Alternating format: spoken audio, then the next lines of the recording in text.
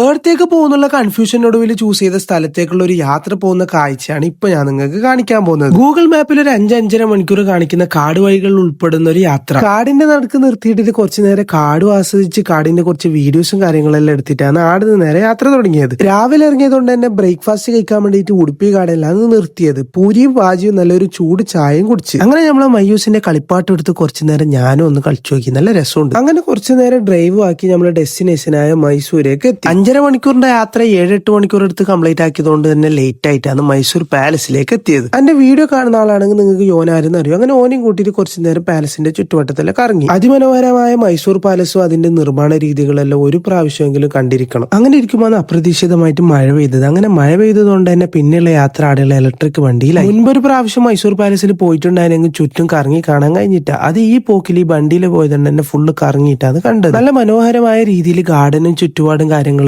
Maintain ചെയ്ത് കൊണ്ടുപോകുന്നുണ്ട്. അങ്ങനെ കുറച്ചു നേരം പാത്തുനും മറിയന്റെ കളിയെല്ലാം നോക്കിയിട്ട് ആടുന്ന് നേരെ പുറത്തേക്ക് ഇറങ്ങി. മുമ്പ് വന്നത് കുറച്ച് ചൂടുള്ള ടൈം ആണെന്ന് തോന്നുന്നു. അന്നാണെന്ന് തോന്നുന്ന മാങ്ങന്റെ ടേസ്റ്റ് മറന്നിട്ടുണ്ടായി. അപ്പൊ ബാക്കി മൈസൂരിന്റെ വിശേഷമായിട്ട് നാളെ വരാം.